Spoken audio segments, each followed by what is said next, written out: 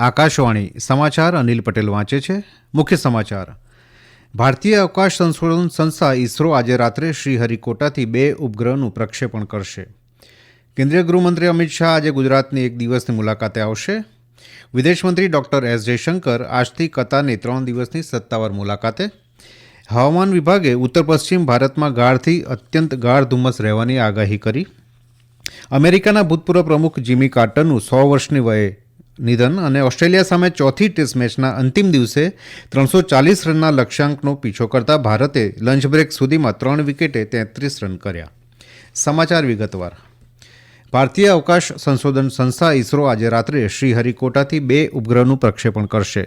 તેનો હેતુ અવકાશમાં યાનને મોકલવાની અને હટાવવાની પ્રક્રિયાનું નિદર્શન કરવાનો છે. આ સાથે આ સફળતા પ્રાપ્ત કરનાર ભારત વિશ્વનો 4થો દેશ બનશે. ઇસરોનું પ્રક્ષેપણ યાન PSLV-60 જાન્યુઆરીના પ્રથમ સપ્તાહમાં 2 ઉપગ્રહને 476 કિલોમીટરની ભ્રમણ કક્ષામાં સ્થાપિત કરશે અને પ્રક્ષેપણ યાન હટાવવાનું પ્રાયોગિક નિદર્શન પણ કરશે. સ્પેડેક્સ મિશન અવકાશમાં ભારતના ભાવિ પ્રયત્નોમાં મહત્વપૂર્ણ પગલું સાબિત થશે. આ પ્રયત્નોમાં ચંદ્રની સપાટી પરથી પથ્થર અને માટી લાવવી, પ્રસ્તાવિત ભારતીય અવકાશ મથકની સ્થાપના અને ચંદ્રની સપાટી પર અવકાશ યાત્રીઓને ઉતરવાનો સમાવેશ થાય છે. કેન્દ્રીય ગૃહમંત્રી અમિત શાહ આજે ગુજરાતની 1 દિવસની મુલાકાતે આવશે. શ્રી શાહ ધરમપુર ખાતે શ્રીમદ રાજચંદ્ર આશ્રમના વાર્ષિક ઉત્સવમાં હાજરી આપશે. આ દરમિયાન તેઓ રાજસભાગૃહ ખાતે મહામસ્તકાભિષેક સમારોહમાં પણ હાજરી આપશે. કેન્દ્રીય નાણામંત્રી નિર્મલા સીતારમણ આજે વેપાર અને ઉદ્યોગના અગ્રણીઓ સાથે અંદાજપત્ર પૂર્વેનો પરામર્શ કરશે. બેઠક દરમિયાન ભારતીય કંપનીઓ ઉચ્ચ વૃદ્ધિને ટેકો આપવા માટે જીડીપીના સૌથી મોટા ઘટક એવા વપરાશને વધારવા માટે સરકાર દ્વારા પગલાં લેવાની માગણી કરે તેવી સંભાવના છે. વિદેશમંત્રી ડૉક્ટર એસ જયશંકર આજથી કતારની 3 દિવસની સત્તાવાર મુલાકાતે જશે. મુલાકાત દરમિયાન તેઓ કતારના પ્રધાનમંત્રી અને વિદેશમંત્રી શેખ મોહમ્મદ બિન અબ્દુલ રહમાન બિન જાસિમ અલ થાનીને મળશે. એક નિવેદનમાં વિદેશ મંત્રાલયે જણાવ્યું છે કે આ મુલાકાત બંને પક્ષોને રાજકીય વેપાર, રોકાણ, ઉર્જા, સુરક્ષા, સાંસ્કૃતિક અને લોકોથી લોકો તેમજ પ્રાદેશિક અને આંતરરાષ્ટ્રીય સહિત દ્વિપક્ષીય સંબંધોના વિવિધ પાસાઓની સમીક્ષા કરવામાં મદદરૂપ કરશે. શિવસેનાના ભૂતપૂર્વ સાંસદ અને થાણેના પ્રથમ મેયર સતીશચંદ્ર પ્રધાનનું ગઈકાલે મોડી રાત્રે થાણેની એક હોસ્પિટલમાં વય સંબંધિત સ્વાસ્થ્ય સમસ્યાઓને કારણે નિધન થયું હતું. રાજ્યસભાના ભૂતપૂર્વ સભ્ય સતીશચંદ્ર પ્રધાને 1966માં બાળ ઠાકરે સાથે મળીને શિવસેનાની રચના કરવામાં મહત્વની ભૂમિકા ભજવી હતી. તેમણે થાણે શહેર અને જિલ્લામાં પક્ષના સંગઠનનું વિસ્તરણ પણ કર્યું હતું. થાણે મ્યુનિસિપલ કોર્પોરેશનના પ્રથમ મેયર તરીકે પ્રધાને શહેરના વિકાસમાં મહત્વની ભૂમિકા ભજવી હતી. થાણેના દાદોજી કોંડદેવ સ્ટેડિયમ અને રામ ગણેશ ગડકરી થિયેટરના નિર્માણમાં તેમનું મોટું યોગદાન છે. તેમના પરિવારના સભ્યોએ જણાવ્યું કે આજે સવારે પ્રધાનની અંતિમ યાત્રા તેમના નિવાસસ્થાનેથી નીકળશે. હવામાન વિભાગે ઉત્તર પશ્ચિમ ભારતમાં ગાઢથી અત્યંત ગાઢ ધુમ્મસ રહેવાની અને દિલ્હી સહિતના ઉત્તર ભારતના રાજ્યોમાં લઘુત્તમ તાપમાનમાં ઘટાડો થવાની આગાહી કરી છે. એક નિવેદનમાં હવામાન વિભાગે જણાવ્યું છે કે આવતીકાલથી ઉત્તર પશ્ચિમ ભારતના કેટલાક ભાગોમાં શીતલહેર પ્રવર્તશે.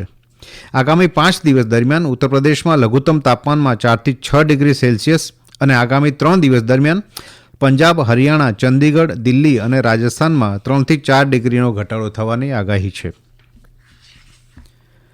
અમેરિકાના ભૂતપૂર્વ પ્રમુખ જિમી કાર્ટરનું ગઈકાલે જોર્જિયામાં અવસાન થયું છે. તેઓ 100 વર્ષના હતા. તેઓ વિશ્વના સૌથી વૃદ્ધ જીવિત પ્રમુખ અને ભારતની મુલાકાત લેનારા 3જા અમેરિકન પ્રમુખ હતા. શ્રી કાર્ટર ચામડીના કેન્સર મેલાનોમાથી પીડાતા હતા. ડેમોક્રેટ જિમી કાર્ટર વર્ષ 1977થી 1981ના સમયગાળામાં અમેરિકાના પ્રમુખ હતા. તેમને વર્ષ 2002માં નોબેલ પુરસ્કારથી સન્માનિત કરવામાં આવ્યા હતા. આ સમાચાર આપ આકાશવાણી પરથી સાંભળી રહ્યા છો. આ સમાચાર આપ અમારી YouTube channel AIR news Gujarat પર પણ સાંભળી શકશો. વધુ સમાચાર માટે અમારી વેબસાઇટ newsonair.gov.in/gujarati અને અમારા એક્સ હેન્ડલ AIR_news_ABAD ને ફોલો કરશો. મેલબોર્નમાં રમાઈ રહેલી બોર્ડર ગાવસ્કર ટ્રોફીની ચોથી ટેસ્ટ મેચના 5મા અને અંતિમ દિવસે 340 રનના લક્ષ્યનો પીછો કરતા ભારતે બીજી ઇનિંગમાં લંચ બ્રેક સુધીમાં 3 વિકેટ ગુમાવીને 33 રન કર્યા છે. અગાઉ ઓસ્ટ્રેલિયાએ 228 રનના ગઈકાલના સ્કોરને આગળ ધપાવતા 234 રન કરીને ઓલ આઉટ થઈ ગયું હતું. જસપ્રીત બુમરાહે 5 વિકેટ લીધી હતી. ઓસ્ટ્રેલિયા વતી નાથન લિયોન અને સ્કોટ બોલાન્ડે છેલ્લી વિકેટ માટે 61 રનનું નોંધપાત્ર યોગદાન આપ્યું હતું.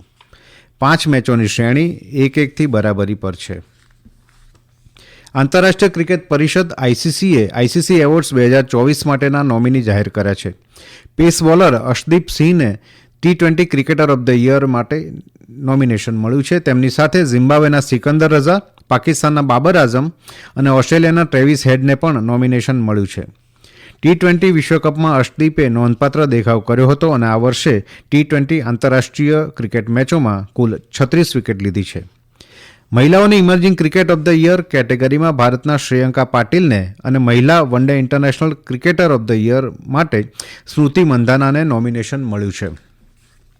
દક્ષિણ આફ્રિકાએ આવતા વર્ષે લંડનના લોર્ડ્સ ક્રિકેટ ગ્રાઉન્ડ ખાતે રમાનાર વર્લ્ડ ટેસ્ટ ચેમ્પિયનશિપની ફાઇનલ માટે સ્થાન સુનિશ્ચિત કર્યું છે. દક્ષિણ આફ્રિકાએ પાકિસ્તાનને 2 વિકેટે હરાવીને નાટ્યાત્મક રીતે WTC ફાઇનલમાં પ્રથમવાર સ્થાન મેળવ્યું છે. સેન્ચુરિયનમાં સુપર સ્પોર્ટ પાર્ક ખાતે ચોથી ઇનિંગમાં 148 રનના લક્ષ્યનો પીછો કરતા કાગિસો રબાડા અને માર્કો જેન્સને 51 રનની મહત્વપૂર્ણ ભાગીદારી કરીને વિજય મેળવ્યો હતો. WTC ફાઇનલમાં બીજું સ્થાન મેળવવા હવે ઓસ્ટ્રેલિયા, ભારત અને શ્રીલંકા વચ્ચે સ્પર્ધા છે. મુંબઈની નેવી ચિલ્ડ્રન સ્કૂલની 17 વર્ષીય વિદ્યાર્થીની કામ્યા કાર્તિકેયને પ્રત્યેક 7 ખંડના સૌથી ઊંચા શિખરનું આરોહણ કરનાર વિશ્વની સૌથી યુવાન મહિલા બનીને ઇતિહાસ રચ્યો છે.